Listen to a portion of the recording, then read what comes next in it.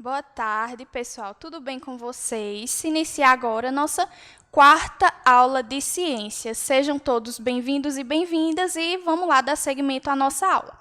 Vamos relembrar um pouquinho do que a gente trabalhou na semana passada, na nossa aula anterior, na realidade. A gente falou um pouquinho da questão da gravidez na adolescência, os riscos, as causas, as consequências e principalmente a prevenção. A nossa aula de hoje vai dar esse mesmo segmento, esse mesmo caminho. Como assim? A gente também vai falar de algo que precisa de prevenção. Eu não sei se vocês lembram, mas na aula anterior eu disse assim, que a melhor forma de prevenir a gravidez na adolescência seria o preservativo, tanto o masculino quanto o feminino. E eu disse que ele tinha dupla proteção. Como assim dupla proteção? Ele protegia tanto da gravidez quanto das doenças sexualmente transmissíveis. E é isso que a gente vai tratar hoje. Infecções sexualmente transmissíveis. Professora, o que é isso? As famosas IST. Vamos lá? É nada mais, nada menos que uma infecção transmitida por meio de relação sexual que é causada por vírus, bactérias, fungos ou protozoários, como está aí, outros micro-organismos.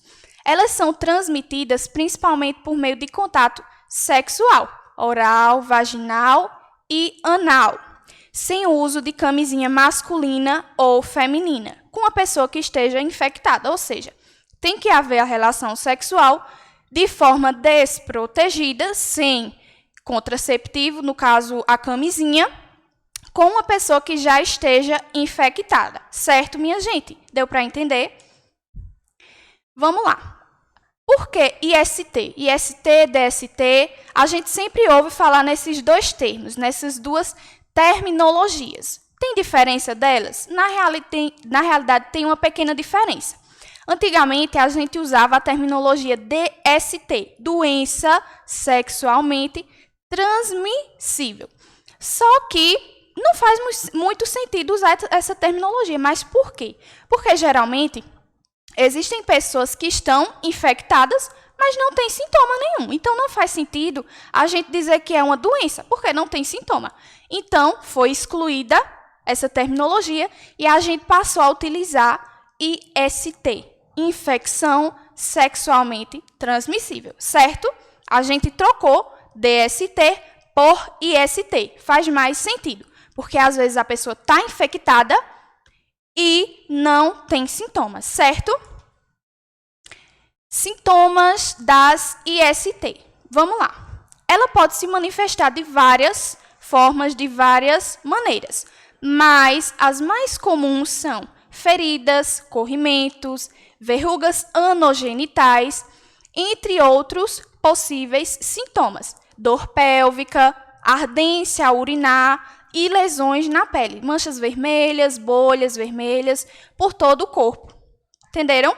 Ela tem várias formas de se manifestar, mas as mais comuns são essas que eu citei, certo? É importante ressaltar que mesmo na ausência de sinais e sintomas, a IST pode estar presente e ser, inclusive, transmissível. Então, é aquilo que eu falei antes, minha gente. A pessoa pode estar infectada e não ter sintoma, mas a partir do momento que ela está infectada, ela pode transmitir. Entenderam? Ultimamente, o manejo das infecções assintomáticas, ou seja, as que não têm sintoma, está se beneficiando de novas tecnologias diagnósticas, justamente para fazer o tratamento dessas infecções, certo? Aqui tem uma fotozinha onde retrata, né, algumas das manchas, das bolhas vermelhas por todo o corpo, que é o caso do pé, da mão. Ela se alastrou justamente por toda a parte da palma da mão dessa pessoa e do pé, por toda essa extensão. A IST aparece principalmente no órgão genital, mas pode surgir também em outras partes do corpo, como palma das mãos, olhos e língua. Ou seja, ela não se manifesta apenas nos órgãos genitais femininos e masculinos. Não, ela também se manifesta nas mãos, nos pés, no tórax, como é o caso dessa foto aí, que a gente pode perceber, certo? o corpo deve ser observado durante a higiene pessoal, que é quando justamente uma pessoa pode desconfiar que está infectada justamente por um IST, o que pode ajudar a identificar ela no estágio inicial, justamente para ter o melhor tratamento. Sempre que se perceber algum sinal ou algum sintoma, deve-se procurar o serviço de saúde, independentemente de quando foi a última relação sexual. E, quando indicado, avisar a sua parceira. São 3 as principais manifestações clínicas da IST. São aquelas que a gente já falou. São os corrimentos, são as feridas, as manchas e as verrugas anogenitais, tá bem? Tem sempre essas 3 mais comuns, que se manifestam na pessoa que foi infectada. Corrimento, ferida e verruga anogenital, certo, minha gente? Aqui são alguns exemplos das ISTs mais comuns.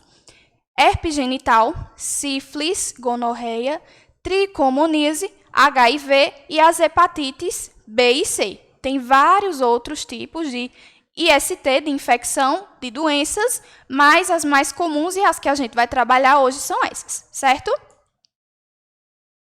Gonorreia e clamídia. Lembra que eu falei no começo que a IST pode ser causada por vírus, bactérias, fungos ou protozoários? Então, a clamídia e a gonorreia, ela é justamente um IST causada por bactérias. Aí está o nome da bactéria que causa a gonorreia e a clamídia. Eu não vou me atrever a falar, porque é um pouco difícil. E, na maioria das vezes, essas infecções estão associadas. Como assim associadas? As duas vão causar infecções que vão atingir órgãos genitais, gargantas e olhos. E foca bem nessa informação que eu vou falar agora. Quando essa doença não é tratada, a gonorreia e a clamídia, ela pode causar infertilidade, certo, minha gente? Quando ela não é tratada desde o início, ela causa infertilidade, que é justamente aquela dificuldade de ter filhos, dor durante as relações sexuais, gravidez ectópica, que é a gravidez nas trompas, e entre outros danos à saúde. Esses são alguns dos mais comuns, mas pode acarretar outras consequências, certo? Mas os sintomas que mais são acarretados é a dor ao urinar ou embaixo do ventre, corrimento amarelado ou claro, fora de época da menstruação, dor e sangramento, certo, pessoal? Essa imagem é um pouco pesada, mas é a imagem que retrata melhor a questão da doença, gonorreia e clamídia. Por isso que eu falo sempre da questão da prevenção, minha gente. Porque ao adquirir uma doença dessa, é uma doença que às vezes é muito difícil de ser tratada e olha o que causa. É bem pesado. Vou até passar porque eu acho uma imagem bem forte. Vamos falar agora da herpes genital. Ela é causada por um vírus, diferentemente da gonorreia e da clamídia, que é causada por bactéria. Aqui a herpes já vai ser causada por vírus, transmitido pela relação sexual de forma desprotegida, sempre de forma desprotegida, sem o uso de camisinha, certo? Ela é muito contagiosa, ela é uma doença que é extremamente contagiosa. E a primeira orientação para quem adquire uma infecção dessa é ter extrema atenção com seus cuidados de higiene. Como assim? Lavar as mãos, não furar as bolinhas que criam, porque essa doença cria bastante bolha nos órgãos genitais. Então, o ideal é não mexer, não tocar, não furar essas bolinhas.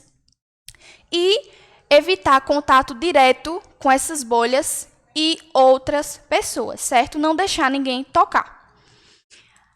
Vamos lá, não aplicar pomadas no local sem recomendação profissional, ou seja, você tem que ir imediatamente ao médico para tentar tratar essa doença, essa infecção sexualmente transmissível. Após o contágio, os sinais e sintomas podem aparecer em média após 6 dias e geralmente são pequenas bolhas agrupadas que se rompem e tornam-se feridas dolorosas no órgão genital masculino, ânus, vulva, vagina ou colo do útero, ou seja, é uma doença bem pesada também. Aqui, mais uma vez, retratando a imagem, né, a foto dessas bolhas, de como essas bolinhas que se criam no órgão genital feminino e no órgão genital masculino, certo, pessoal? É só retratando a imagem. Mais uma infecção, tricomonise. Dessa vez, a tricomonise ela é uma infecção causada por um protozoário, um tipo de micro-organismo, que é o Trichomonas vaginalis. Essa transmissão também, mais uma vez, ocorre pelo sexo, pela relação sexual desprotegida com uma pessoa que também já esteja infectada, certo? Por isso, é preciso sempre usar camisinha masculina ou feminina e cuidar da higiene íntima após uma relação sexual para quem tem uma vida sexual ativa, certo? Essa doença, essa infecção pode atingir o colo do útero, a vagina, a uretra e o órgão genital masculino. Os sinais e sintomas são os mais comuns: dor durante a relação sexual, ardência e dificuldade para urinar. Também tem a coceira nos órgãos sexuais, corrimento muito abundante, ou amarelado ou esverdeado, e bolhas, certo, pessoal? Mais uma infecção aí, mais um exemplo de infecção sexualmente transmissível. Aqui eu trago a foto do protozoário, porque não tem como colocar a foto da infecção em si, mas essa foto retrata o protozoário, vê como ele é feinho. Aí vamos para mais uma, sífilis, que é uma muito conhecida também. Ela é causada por uma bactéria, lembrem-se, sífilis é causada por uma bactéria. Ela pode apresentar várias manifestações, vários sintomas. Ela pode se manifestar de várias formas, mas nós temos as formas mais comuns, que no caso está retratado aí na foto, que são essas bolhas, essas manchas vermelhas espalhadas pelo corpo, certo? Ela pode apresentar manifestações clínicas diferentes em diferentes estágios. Lembra que a sífilis ela tem 4 estágios, que no caso é o primário, o secundário, o latente e o terciário, certo? No estágio primário e secundário dessa infecção, ela vai se transmitir de forma mais acelerada, ela vai se transmitir de uma forma maior, ou seja, no primário e no secundário, essa doença vai ter uma taxa de transmissão maior, certo? Agora a gente vai falar de uma que é bem importante a gente falar, justamente para focar na parte da prevenção dessa infecção, dessa doença, que é o HIV, aí eu coloquei uma barrinha, ou AIDS. Por que eu coloquei assim? Porque não necessariamente quem tem HIV tem AIDS. Existem pessoas que têm o soro positivo, são infectadas pelo vírus do HIV, mas não contraíram a doença, não têm os sintomas da AIDS. Ou seja, a partir do momento que ela vai sentir, vai ter sintomas, aí sim a gente pode afirmar que ela está com AIDS. Mas se ela não tem sintomas e é soro positivo, ela está infectada com o vírus do HIV, certo? Vamos lá. HIV é a sigla em inglês do vírus da imunodeficiência humana. Como assim? Ele causa a AIDS. Ele ataca o sistema imunológico responsável por defender o organismo de doenças. Ou seja, ele tem justamente esse nome de vírus da imunodeficiência porque ele vai atacar os nossos linfócitos T. Como assim, da imunodeficiência? Ele ataca justamente aquelas células de defesa do nosso corpo. Ou seja, se esse vírus ataca essas nossas células, a gente fica sem defesa nenhuma. Então, por isso que o vírus do HIV é chamado o vírus da imunodeficiência. Eu vou ficar com uma deficiência da minha imunidade, certo? As células mais atingidas são os linfócitos T, como eu falei antes, que é responsável e alterando o DNA dessa célula, que o HIV faz cópias de si, ou seja, ele vai se multiplicando. Depois de se multiplicar, ele vai romper, ele vai quebrar esses linfócitos, essas células de imunidade, certo? Em busca de outros para continuar a infecção, ou seja, ele vai quebrar aquelas células dos linfócitos T e vai procurar outros e mais outros e mais outros para se multiplicar, certo? Então, é o vírus que se multiplica de forma rápida, entenderam? Ter o HIV não é a mesma coisa que ter a AIDS, foi aquilo que eu falei. Há muitos soropositivos que testam positivo para o vírus do HIV, que vivem anos e anos sem apresentar nenhum sintoma da AIDS, nenhum sintoma da doença. Ou seja, ele tem o vírus ativo no seu corpo, mas não desenvolve a doença.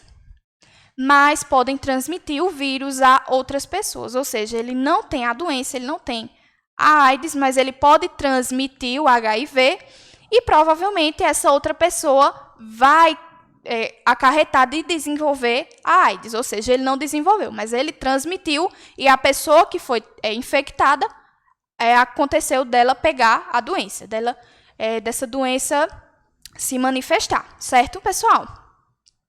Aí vamos lá. Podem transmitir o vírus por relação sexual desprotegida, mais uma vez, focando na parte da proteção. Pelo compartilhamento de seringas também, uma pessoa pode ser infectada se a seringa estiver contaminada ou de mãe para filho. Também acontece a mãe passar para o seu bebê durante a gravidez e a amamentação, quando não é tomada as devidas providências, as devidas medidas de prevenção.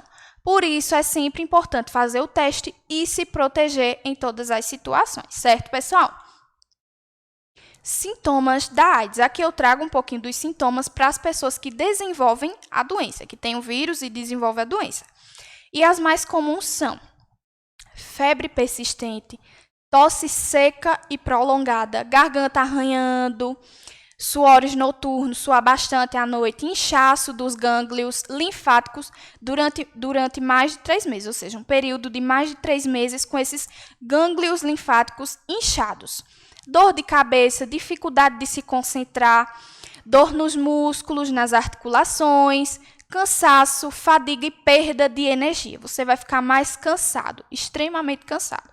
E uma perda de peso bastante rápida, certo, pessoal? Então, esses são alguns dos sintomas da AIDS, os sintomas mais comuns, certo? Que tem mais sintomas, mas eu trouxe aqui os mais comuns que são desenvolvidos nas pessoas que têm a doença, certo?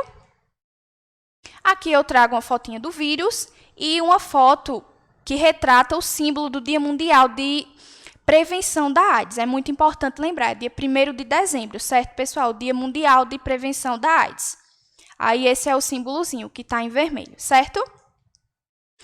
E aqui eu trago como prevenir. Mais uma vez, é importante falar de como prevenir. O uso da camisinha masculina e feminina em todas as relações sexuais é um método mais eficaz para evitar a transmissão da IST. Tanto para evitar a transmissão, quanto para evitar a gravidez. Lembra daquilo que eu falei? A camisinha ela tem dupla proteção.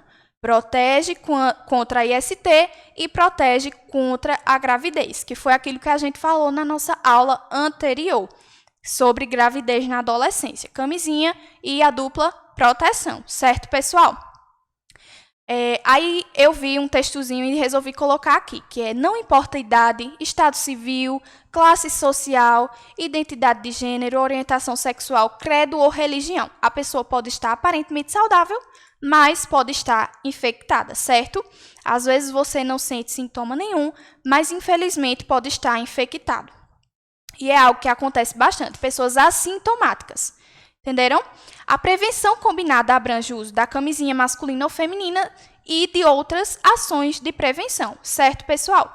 Então, o que é que eu trago de mais importante na aula de hoje? É justamente mostrar a vocês um pouco dessas infecções e como elas são pesadas, são difíceis de tratar, são bem chatinhas, mas é para fazer vocês se conscientizarem e focarem justamente na questão da prevenção. Prevenção tanto de uma gravidez indesejada como de uma IST, infecção sexualmente transmissível, certo, pessoal? Eu trouxe algumas doenças, mas lembrando que tem várias e várias outras doenças e infecções aí. Vocês podem pesquisar e acompanhar pelo livro de vocês, tá certo? Obrigada e até a próxima aula.